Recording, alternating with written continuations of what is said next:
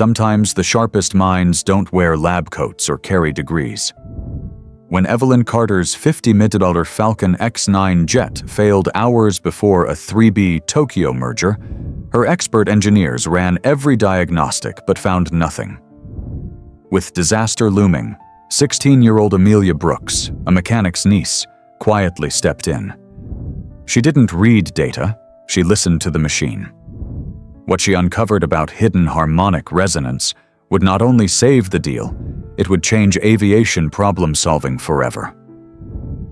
Before we dive in, tell us where in the world are you watching from?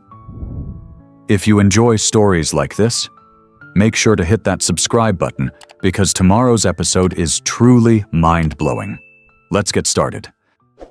Evelyn Carter clutched her phone tightly, pacing across the sleek tiles of her company's headquarters in downtown Seattle. The skyline outside her panoramic windows was breathtaking, but today, she couldn't care less. Her custom Louboutin heels clicked louder with each frustrated step as she listened to the voice on the other end. "What do you mean the engines won't start?" she demanded. Though she'd already heard the explanation twice, Oliver Hayes, her chief of technical operations, was rarely flustered. But today, his tone betrayed an urgency that rattled her. Evelyn's entire career had been leading up to tomorrow's flight to Tokyo, the final step in a $3 billion merger that would redefine Carter Aeronautics as a global powerhouse. Everything was in place. The contracts, the investors, the presentations, all loaded on her meticulously customized Falcon X9 jet, waiting at Redmond Regional Airport. And now, with less than 20 hours to departure, the aircraft sat silent, unresponsive, as if mocking her relentless pursuit of perfection. Evelyn's father had built this company with bare hands and bold decisions. He always said, "Every problem has a solution if you're willing to look where no one else does." She was about to test that philosophy in a way she never imagined. 40 minutes later, Evelyn's black Range Rover rolled past the security gates of Redmond Regional Airport, the late afternoon sun casting long shadows across the tarmac. Hangar 12 sat at the far edge of the private aviation complex, its massive doors open wide, revealing her gleaming Falcon X9 surrounded by a swarm of technicians. But it was no ordinary repair scene. It felt defeated. Expensive diagnostic equipment lined up like silent sentinels, their screens displaying data no one seemed able to interpret. The jet itself looked flawless, its polished silver fuselage reflecting the amber light like a trophy on a pedestal, but its engines remained stubbornly lifeless. As Evelyn stepped out, a man approached with a stride that spoke of decades spent on flight lines, not boardrooms. "Ms. Carter, I'm Samuel Brooks," he introduced himself, offering a firm handshake with grease-stained fingers. "Chief of Operations here at Redmond." His tone was steady, but his eyes showed a flicker of concern. "Wish we were meeting under better circumstances. Thank you for taking this on." "Mr. Brooks," Evelyn said, cutting straight to the point. "What's your read on the situation?" Samuel glanced toward the Falcon. "My lead mechanic, Jason Ward, has been through every system twice. Electrically, hydraulically, everything tests perfect. But when we initiate the start sequence, it's as if the engines don't even know they're supposed to be alive." Evelyn's stomach twisted. She had heard these words before, but not from someone like Samuel. This wasn't a man who gave up easily. "I want to see it myself," she said. As they walked towards the aircraft, Evelyn noticed how meticulously organized Samuel's team was. No chaos, no shouting. Tools were arranged with military precision, every technician focused on a specific task. But still, there was an undercurrent of frustration, the kind that builds when logic fails to explain reality. Jason Ward, a broad-shouldered man in his 40s with streaks of silver at his temples, emerged from the engine bay, wiping his hands on a rag. "Ms. Carter, we've run every protocol Gulfstream or anyone else could throw at us. The computer says everything's fine. The mechanics say everything's fine. But she just sits there, dead quiet." Evelyn was about to ask another question when a voice interrupted softly from behind. "Maybe you're asking the wrong questions." The entire group turned to see a teenage girl standing near the toolbox, a wrench in one hand and a notebook in the other. She was no more than 16, wearing jeans and a navy blue airport crew t-shirt with her brown hair tied back in a messy ponytail. She had that kind of posture that said she knew exactly where she belonged, even if no one else believed it yet. "That's my niece, Amelia Brooks," Samuel said, a hint of both pride and warning in his tone. "She's been shadowing me around the hangars since she could walk." Evelyn raised an eyebrow. "Go on. Amelia." The girl took a step forward, undaunted by the weight of eyes now fixed on her.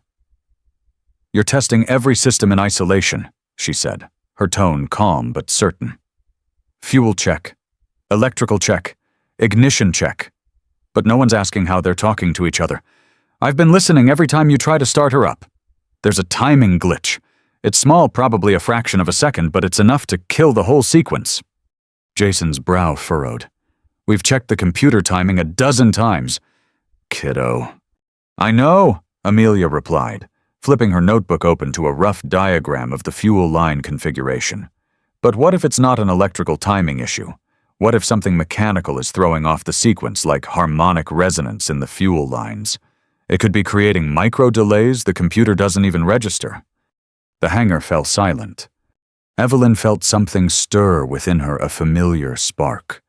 She had once been that teenager in a room full of seasoned professionals, daring to voice an idea no one had considered. She knew that look in Amelia's eyes. It wasn't arrogance. It was clarity. "Harmonic resonance," Evelyn repeated softly, testing the words. "It's physics," Amelia explained, warming to the discussion. "If vibrations hit the right frequency, they can cause materials to behave in unpredictable ways. It could be disrupting the fuel injection timing subtle enough to be invisible to the diagnostics, but enough to shut down ignition." Jason exchanged a glance with Samuel, skepticism giving way to curiosity. Evelyn smiled for the first time that day. "All right, Amelia, if you were in charge, how would you test that theory?" The girl hesitated for only a second before answering. "We'd need to run vibration sensors along the fuel lines during a start sequence. If I'm right, we'll see fluctuations that don't match the command inputs." Samuel gave a low whistle. "She's got guts. I'll give her that." "No," Evelyn said, her gaze fixed on Amelia. "She's got something even rarer, an instinct for the invisible problems. That's the kind of mind that fixes things others don't even see are broken." In that moment, the dynamic in the hangar shifted. No longer was Amelia just a kid tagging along. She had just earned herself a seat at the table, whether anyone was ready for it or not. The hum of diagnostic equipment filled the air as Amelia carefully attached vibration sensors along the Falcon's intricate web of fuel lines. The experienced mechanics stood back, watching with a mixture of curiosity and quiet skepticism. This wasn't in any manual. Evelyn stood nearby, arms crossed, eyes never leaving the young girl who had, in the space of minutes, shifted the entire energy of the hangar. She remembered when she, too, had been the youngest person in the room, trying to prove that brilliance wasn't something measured by age or titles. Jason Ward approached quietly, leaning in to Evelyn. "She's sharp, no doubt. But if she's wrong, we're back to square one and the Tokyo deal goes up in smoke." Evelyn's voice was steady. "And if she's right, Jason, we're all going to learn something that's going to change how we look at aircraft diagnostics." Amelia finished calibrating the last sensor and wiped her hands on her jeans. "We're ready." Jason initiated the start sequence. Everyone leaned in, listening, watching the screens. At first, the data seemed normal, just like before, steady lines, clean inputs. But then, a subtle fluctuation appeared, tiny oscillations in the fuel pressure curve, pulsing in a rhythmic pattern that didn't match the ignition commands. There, Amelia pointed, her finger tracing the waveform. See that it's small, but it's consistent. The vibration is interfering with the fuel injection timing. The system's not broken, it's out of sync. Jason exhaled, half laughing in disbelief. I'll be damned. You actually caught something we've been blind to for 6 hours. Samuel looked at Evelyn, his expression a blend of pride and surprise. The kid's got an ear for machines. Always has. She hears what computers can't. Evelyn nodded, though her mind was already racing ahead. All right, Amelia, identifying the problem is one thing. How do we fix it? Amelia didn't hesitate. We need to disrupt the resonance. We can add temporary dampers to the fuel lines, adjust the tension, or even add weight in key spots to shift the natural frequency away from the source vibration. Jason gave a low whistle. That's some advanced acoustics theory coming out of a teenager. Samuel chuckled, though his eyes glistened with pride. She's been pulling engines apart with me since she was 10. Guess she paid attention. All right, Evelyn said, with a confidence that silenced any remaining doubts. Let's get to work. The next 2 hours turned the hangar into a makeshift lab. Amelia, Samuel, Jason, and even Evelyn herself, still in her tailored suit, worked side by side, placing clamps, adding precision weights, retensioning lines. The seasoned crew began following Amelia's lead, not out of obligation, but out of respect. The kid knew exactly what she was doing. Evelyn found herself crouched beneath the fuselage, tightening a clamp while watching Amelia recalibrate the sensor readings. There was a purity in this kind of work, a sharp contrast to the boardrooms and balance sheets she had lived in for years. She felt alive. All right, Amelia finally announced. Moment of truth. Let's try the sequence again. Jason slid into the cockpit and initiated the start. This time, the engines responded instantly.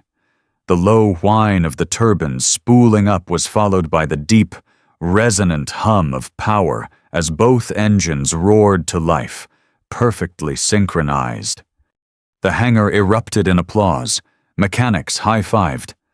Samuel clapped Jason on the back, and in the center of it all stood Amelia, wide-eyed but smiling, as if she herself was only just realizing what she'd accomplished.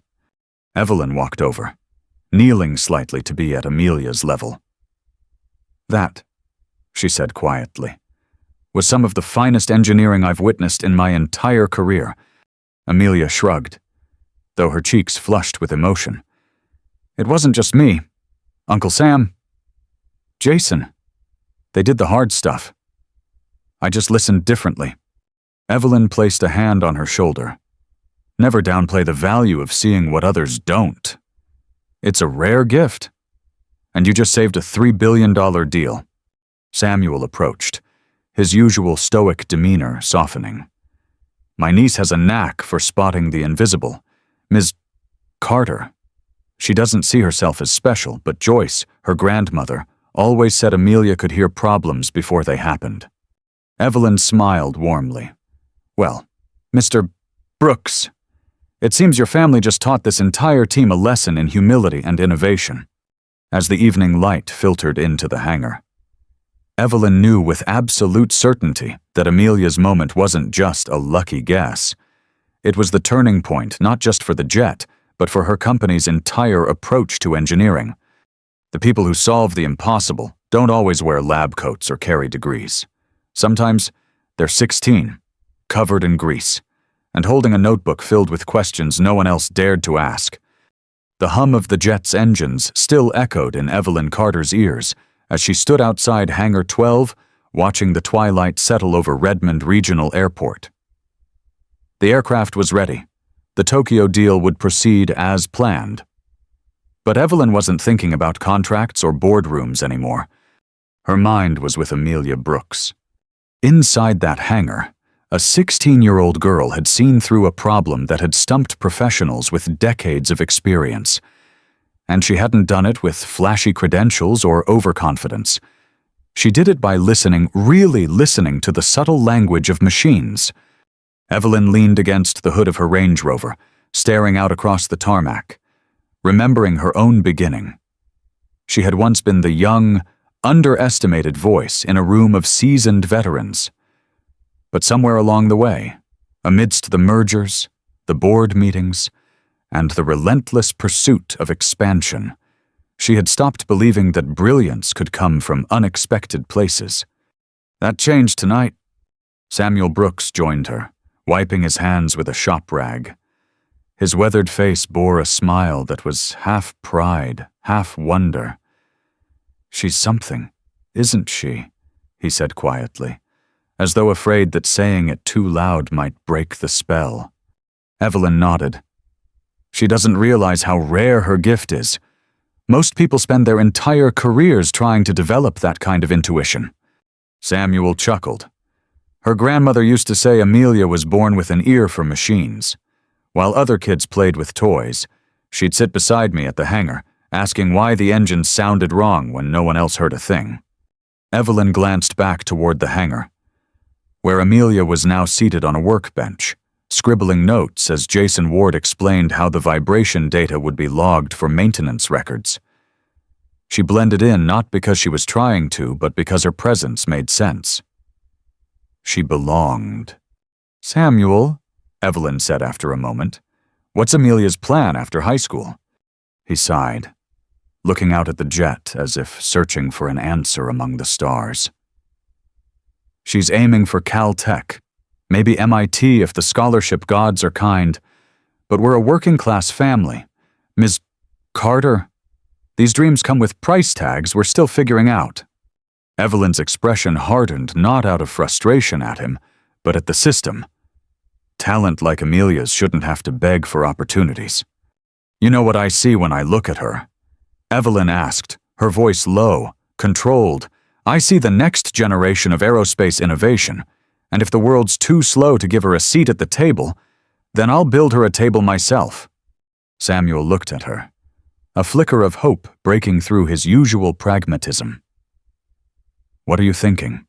"I want her at Carter Aeronautics," Evelyn said, "not as a token intern, as a contributor. She has the mind of an engineer and the heart of a mechanic. That combination is priceless. I want her to work alongside my R&D teams, to challenge their thinking the way she challenged us tonight." Samuel was quiet for a long moment. "She's 16. Ms. Carter. She's smart, no doubt. But she's still a kid. There's a lot of growing up left to do." Evelyn smiled softly. "And there's no better classroom than real problems that matter. We'll structure it right: mentorship, oversight, gradual exposure. But she needs a place where her questions are valued, not dismissed. And frankly, so does this industry." The conversation was interrupted as Amelia approached, holding her notebook tightly. "Ms. Carter, I've been thinking. The harmonic issue we fixed tonight, it might not be unique to this aircraft. If the vibration source is part of the pump design, other jets could be affected too. It's worth checking the entire fleet." Evelyn's heart swelled. This was exactly the perspective she had nearly forgotten to value: the instinct to look beyond the immediate problem and see the bigger picture. "You're right, Amelia," Evelyn said, "and you're going to help us figure out just how deep this issue goes." Amelia blinked. "Surprised?" "Me? Yeah, you—" Evelyn crouched slightly, lowering her voice, so the words hit deeper. "Tonight, you proved that you don't need permission to solve problems. But now, I'm giving you a platform where your ideas won't be seen as a surprise, they'll be expected." Samuel's eyes glistened, though he said nothing. Evelyn continued. I want you to join our summer engineering program. You'll work with our teams, learn from them, challenge them. We'll cover your expenses. This isn't a favor, Amelia.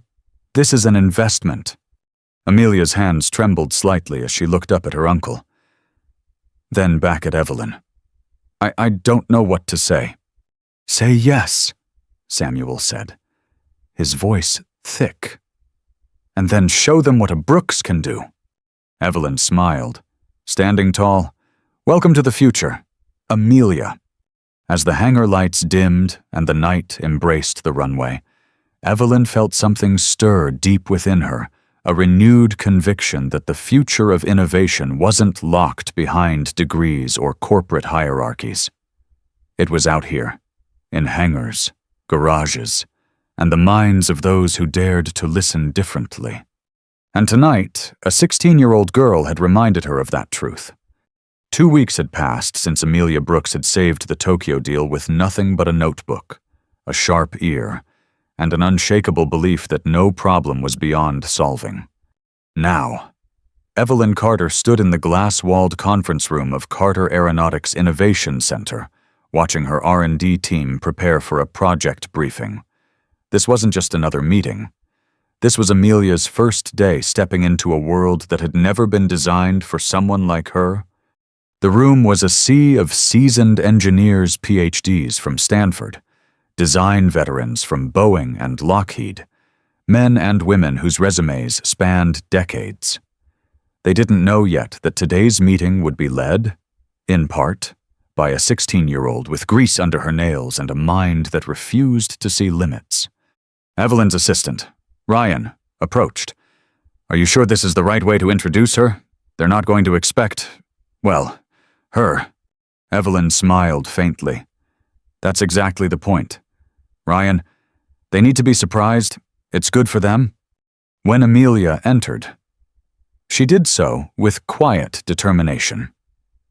She wasn't in a corporate blazer or some polished PR version of herself. She wore jeans, a clean Carter Aeronautics polo, and carried the same beat-up notebook that had cracked open the Falcon's mystery. There was a moment, a flicker of tension, as conversations slowed and glances exchanged across the room. Evelyn broke the silence. Everyone, this is Amelia Brooks. She'll be joining us for the duration of the Phoenix project. You've read the initial reports. Now you're going to meet the person responsible for them. A few polite nods, a few skeptical looks. But Amelia didn't flinch. Jason Ward, who had been invited specifically to support her, stood up. I know some of you are wondering why a high schooler's sitting at this table. I was there when she fixed a problem none of us could crack. You want credentials? She has the only one that matters, results. The mood shifted. Evelyn gestured for Amelia to begin. Amelia stood at the front, her hands slightly trembling as she opened her notebook. But once she spoke, the quiver vanished.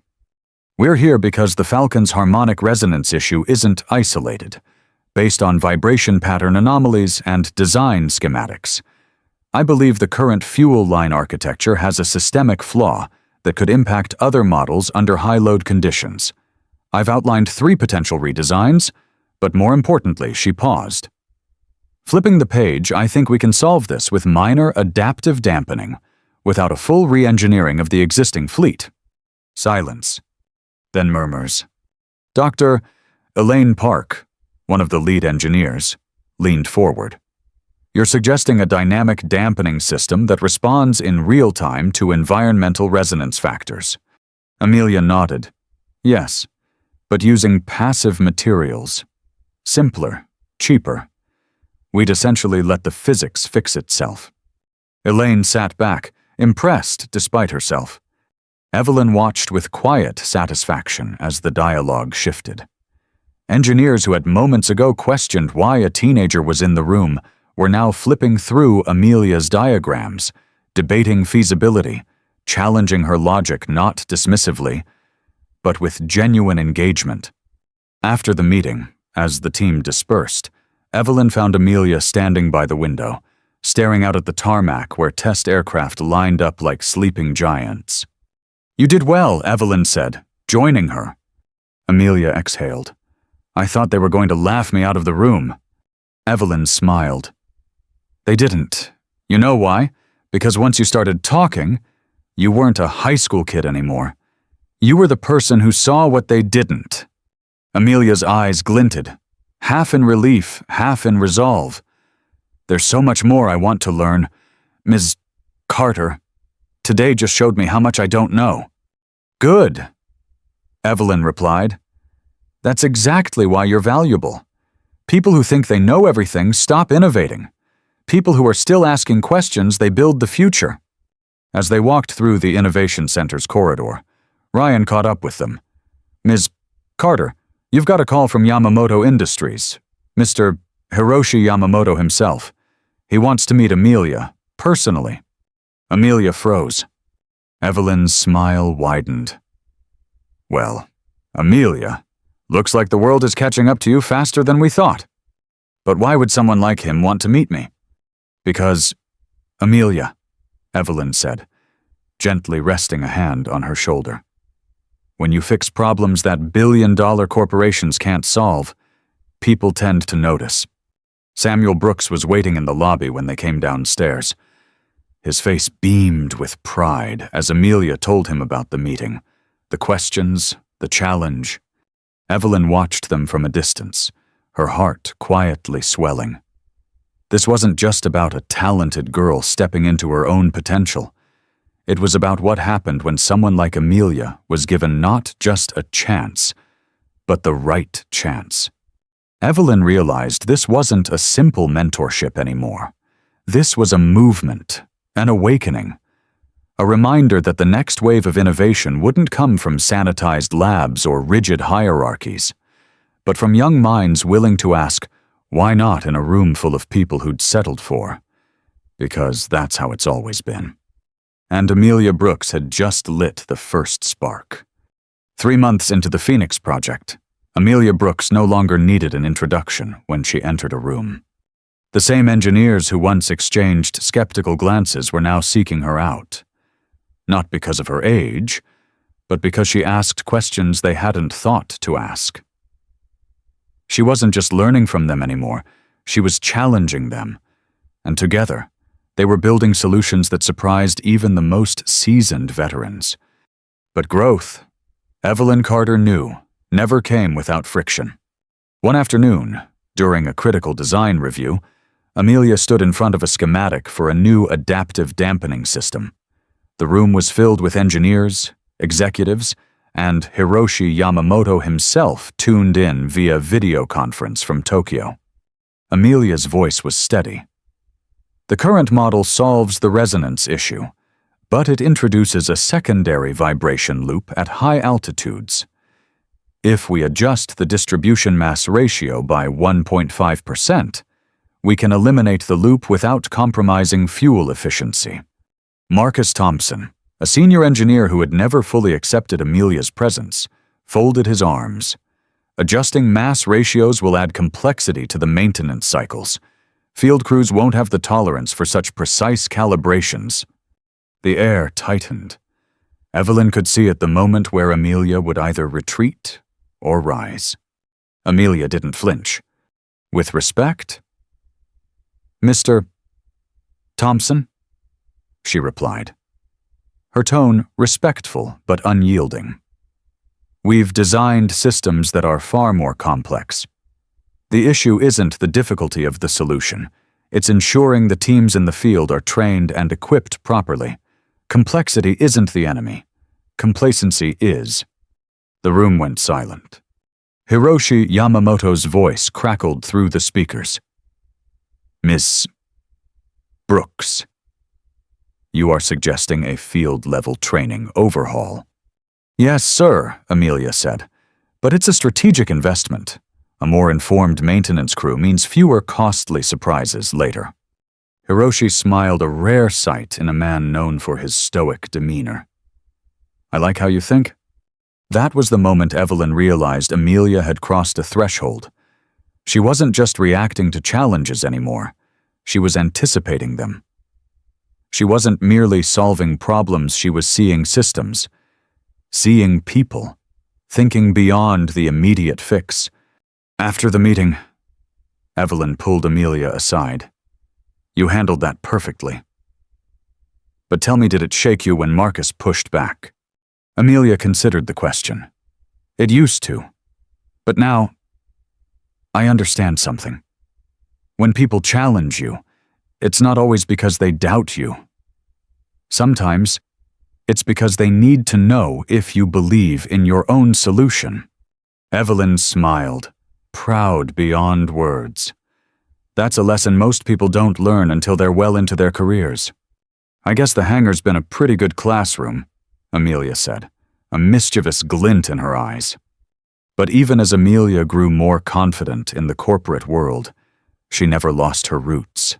Every weekend, she returned to Redmond Regional, working alongside her Uncle Samuel, tightening bolts, listening to engines, getting her hands dirty. Evelyn admired that about her. Amelia wasn't trying to become someone else to fit in. She was bringing who she was into every room she entered. One evening, as the sun dipped low over the Seattle skyline, Evelyn found Amelia alone in the Innovation Center's workshop, tweaking a prototype component. The rest of the team had gone home, but Amelia was still there, tools in hand, utterly engrossed. You know you don't have to prove yourself to anyone anymore, Evelyn said, approaching quietly. Amelia looked up, smiling. I'm not proving anything, Ms. Carter. I'm just curious. That simple answer hit Evelyn harder than any grand speech ever could. Curiosity? That was the core of it all. The reason Evelyn had built Carter Aeronautics in the first place. The reason people like Amelia were the future, not because they knew all the answers, but because they kept asking better questions. You're going to change this industry. Amelia, Evelyn said, sitting beside her, not by being the smartest person in the room, but by being the most curious. Amelia's expression softened. You were the first person who didn't treat my questions like noise. Ms.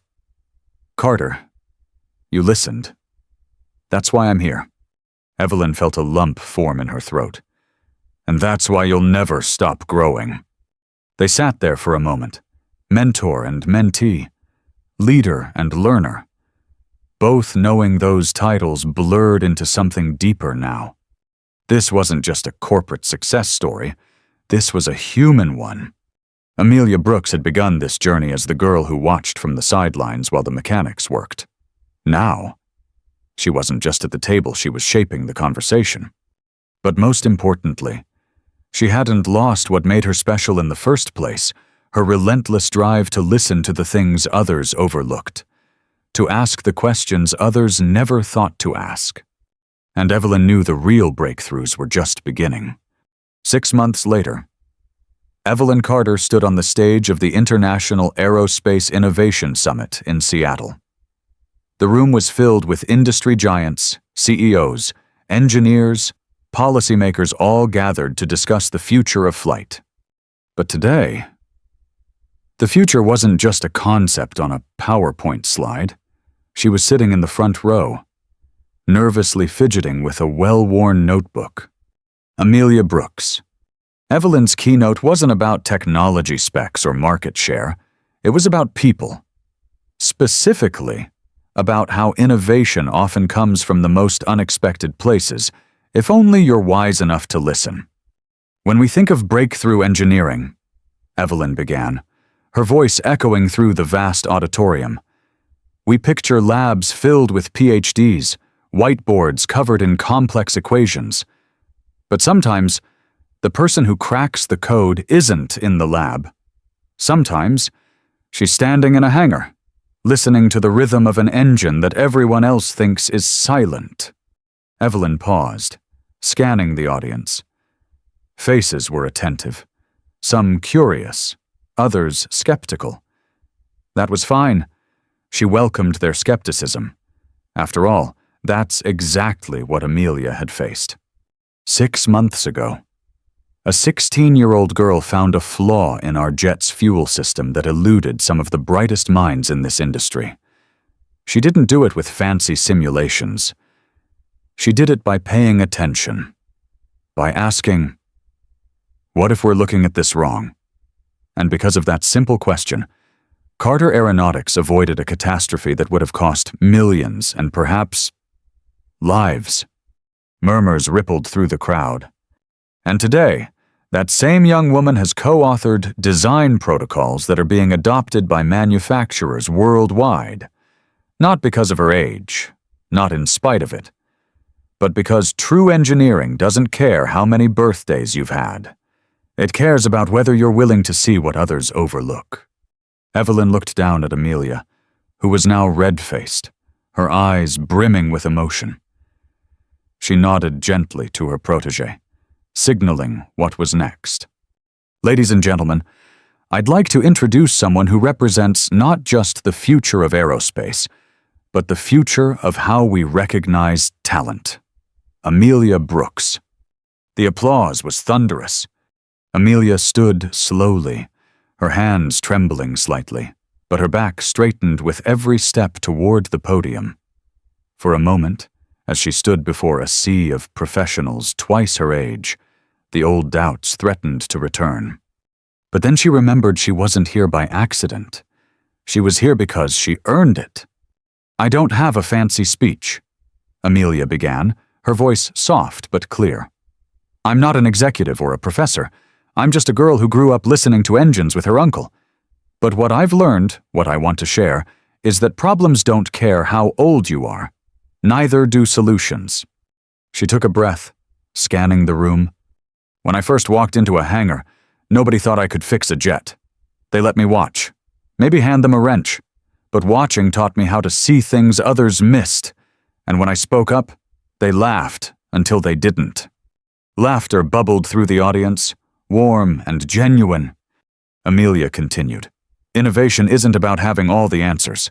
It's about asking the questions no one else is asking. That's what Ms. Carter did for me. She didn't hand me a title.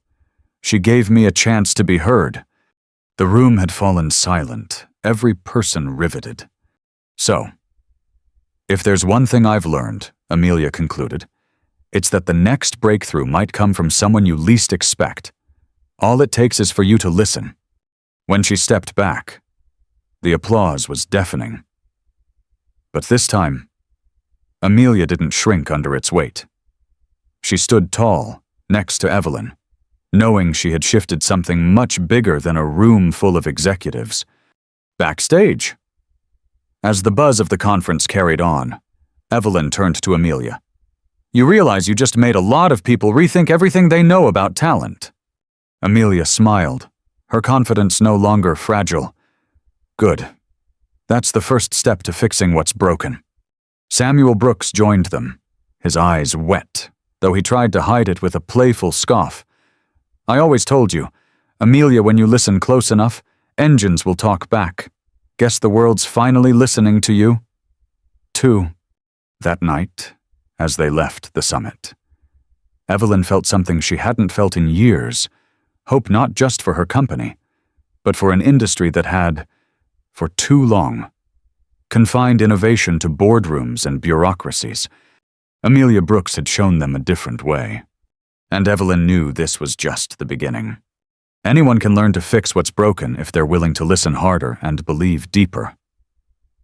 As the evening sun dipped below the Redmond hangars, Amelia Brooks opened a fresh page in her worn-out notebook. This time, she wasn't sketching fuel lines or vibration patterns. She was designing a mentorship program for kids like her, the ones who had been told, "You don't belong here." This time, they'd hear something different. The girl who once stood silently by the toolbox had become the engineer leading others into the future. Because for Amelia, and for those who come after, the barriers weren't walls. They were launch pads. The sky was never the limit. It was only the beginning. The end. Up next, 2 more powerful stories that will lift you higher. Click to keep building the future with us, and don't forget to hit subscribe if you believe every underdog deserves a chance to fly.